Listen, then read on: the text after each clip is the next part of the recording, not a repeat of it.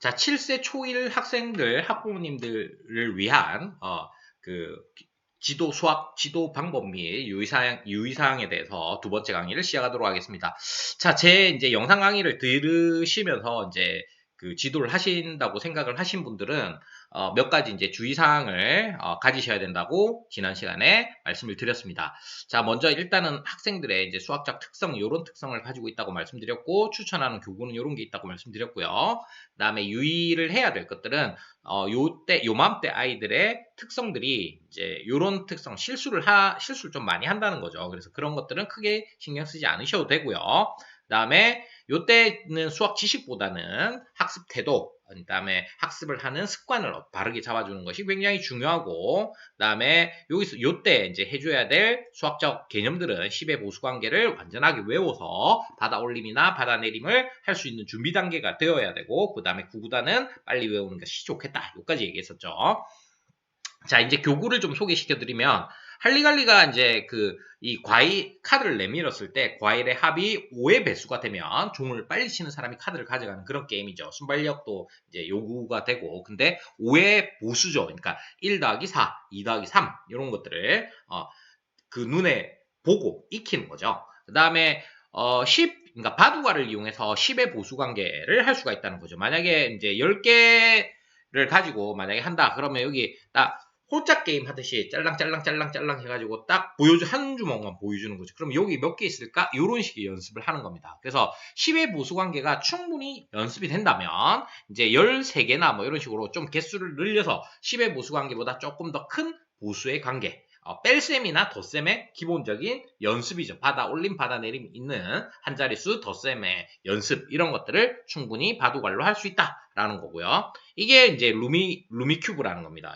그래서 이제 훌라처럼 하는 게임이고요. 이런 것들은 뭐 활용해서 아이들 여러 명이서 같이 할 수 있는 이제 또래 집단을 이제 할 수 있다면 이런 거나 우노 같은, 그다음에 듀오는 이제 지금 단종이 돼서 사진이 없어서 일단은 제외를 했습니다. 그래서 이런 교구를 이용하면 이 시기에 학습하기에 좋겠다라는 거고요. 자, 그래서 수학 교육은 비교적 여유가 있는 7세 초일 때, 그러니까 유치원 때 이미 1부터 10까지 이제 수를 어느 정도 알았기 때문에 7세 초일은 복습을 하는 단계죠. 그래서 시간적 여유가 있습니다. 그때 본격적으로 수학 교육을 시작하는 것이 좋겠다라는 겁니다. 그래서 어머님들께서 아직 어린데 뭐 이렇게 생각하지 마시고 미리미리 좀 준비를 해두시면 나중이 편해진다는 거예요. 그래서 나중에 편할 수 있도록 이렇게 한다는 거고, 그 다음에 이거는 한 번 더 강조를 하는 거죠. 수학 지식보다는 문제를 읽을 때 집중력, 그 다음에 문제를 풀 때 집중력, 그 다음에 수업을 들을 때 선생님 말을 이해할 수 있는 집중력, 이런 것들을 키워주어야만 한다는 거. 그 다음에 문제를 풀 때 이제 학습 습관, 과제를 하는 시간, 그 다음에 과제를 할 때 집중할 수 있는 이제 환경, 이런 것들, 그 다음에 수업을 할 때 선생님 얘기를 들을 수 있는 거니까 제 강의를 만약 영상을 틀어주셨다면 영상을 제대로 들을 수 있도록 이렇게 이제 해주셔야 된다는 거. 그 다음에 구구단을 외우거나 뭐 이런 것들을 할 때는 그냥 생활 속에 젖어 있도록 계속 이제 하는 거죠.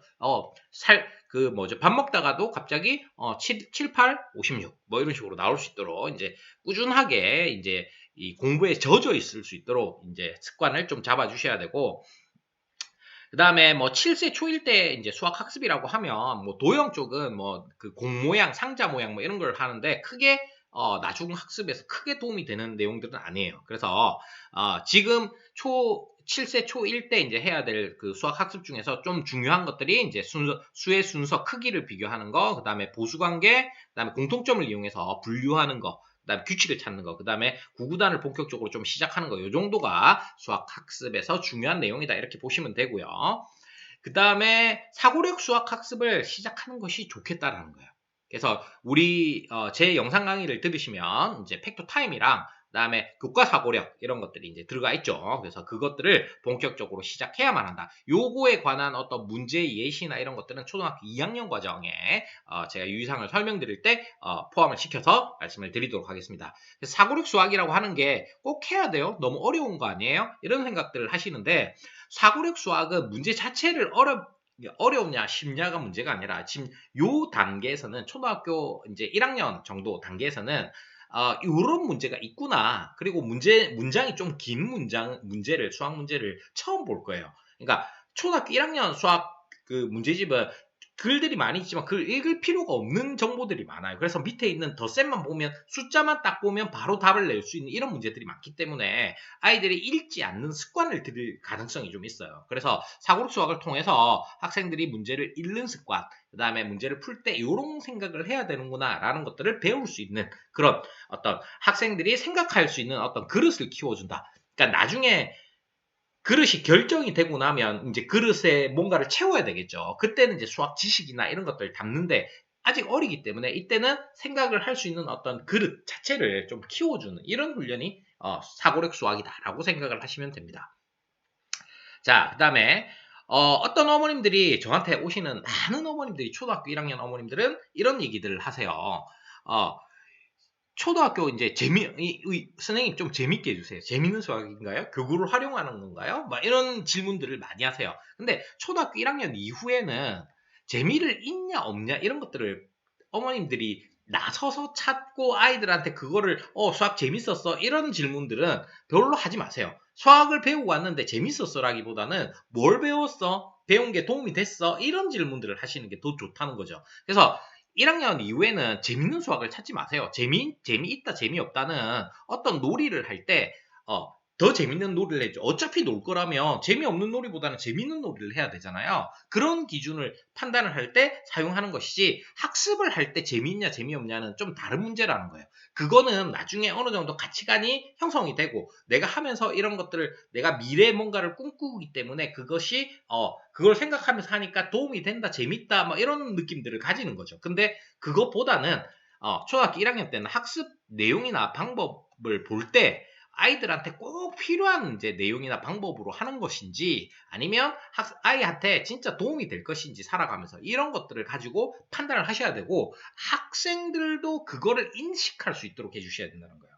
그러니까 학생들이 뭐 재미없어 이런 느낌으로 이제 학습을 할 때 표현을 하게 하는 것은 별로 좋은 방법은 아니다라는 겁니다. 그래서 학습을 할 때는 학생들도 이걸 통해서 내가 뭔가를 배웠다. 나는 이걸 배우는데 이게 이 방법이 적합하지 않다. 이런 판단을 할 수 있도록 아이들한테도 얘기해 주시고 어머님, 아버님 생각도 그렇게 해주셔야만 됩니다. 자, 이제 영상 강의를 지도할 때 이제 제일 중요한 거죠. 어떻게 무엇을 해야 되느냐 하는 거죠.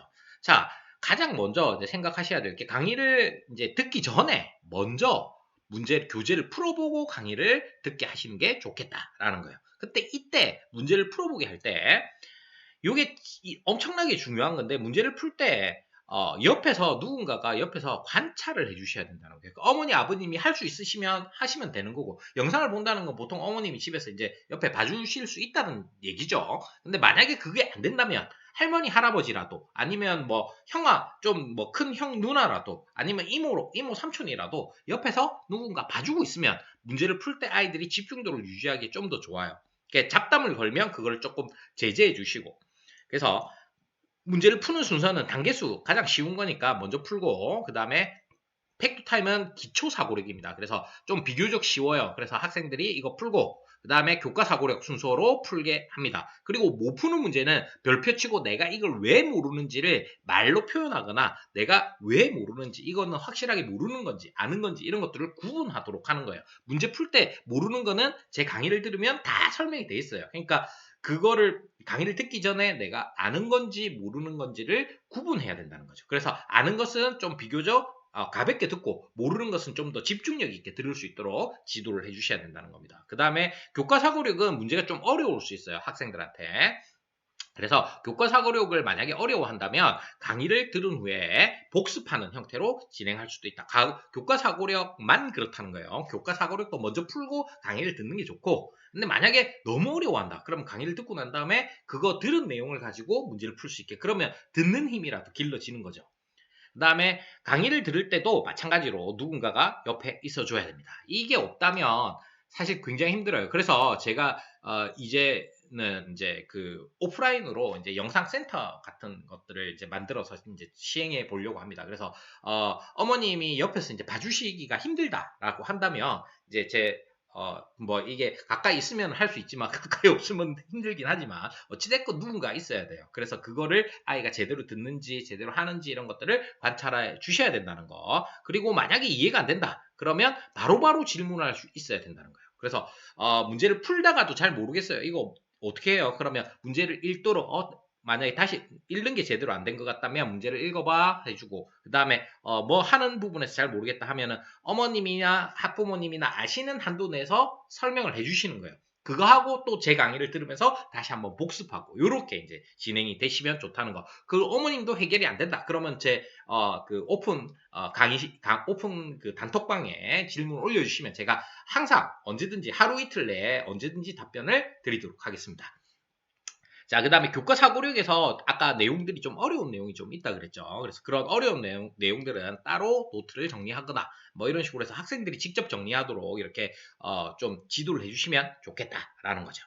그래서 교과 사고력은 문제 자체가 이제 조금 어려운 부분들도 있기 때문에 문제를 잘 푼다, 이제 문제를 나이스하게 푼다, 뭐 이런 게 문제가 아니라 어떤 거? 문제를 이게 좀 복잡한 내용들이 이제 들어가 있어서 문제를 읽는 습관을 길러주고요. 읽는 습관. 그 다음에 문제를 풀 때 어떤 부분에서 어떻게 단서를 잡아서 어떤 방식으로 풀어야 되는지 생각하는, 사고하는 방법에 대한 거. 그 다음에 생각을 한 거를, 사고한 것들을, 이제 서술형, 논술형이 조금씩 들어가 있어요. 그래서 생각을 정리해서 쓰는 방법. 이런 것들을 익히게 하는 것이 주요 목적이지, 지식을 배워서 문제를 아주 나이스하게 풀어서 이 교과 사고력을 100점 맞고 이런 게 목표가 아니다라는 거예요. 물론 단계수 팩토 타임은 그냥 쉽게 풀 수 있는 거라서 연습이 되면 다 맞출 수 있어요. 근데 이제 교과 사고력은 1학년부터 시작해서 2학년, 3학년 올라가면서 차근차근 아이들이 생각하는 방법, 문제 읽는 습관 이런 것들을 키워주기 위한 게 주요 목적이다. 이렇게 생각을 하시면 지도하시기가 훨씬 더 편하지 않을까 이런 생각이 듭니다. 그래서 그 지도하시다가 학생들이 뭐 하기 싫다, 어렵다, 뭐 징징거리고 뭐 이런 것들이 당연히 있죠. 뭐 그거는 누구나 당연한 거예요. 근데 이것 때문에 아이들이 재밌어 하는 것만 찾아가지고 교구만 가지고 한다. 이걸로는 안 된다는 거예요. 왜? 학습 습관을 잡아줘야 되기 때문에. 그래서 조금 힘들고 어렵지만 곰이 사람이 되기 위해서 쑥과 마늘을 먹고 100일을 견뎌야지 사람이 될 수 있듯이 학생들도 이런 어떤 과정을 통해서 조금 힘들지만 참고 들을 수도 있고 문제를 집중해서 풀 수도 있게 이렇게 지도를 해주셔야 됩니다. 자, 비슷한 내용이 초등학교 2학년 내용에서도 진행이 되니까 여기서 혹시나 제대로 이해가 안 됐다 그러시는 분들은 2학년은 조금 더 풀어서 문제까지 이제 해서 이제 설명을 해 드리도록 하겠습니다. 자, 오늘도 제 강의를 들어주셔서 감사합니다.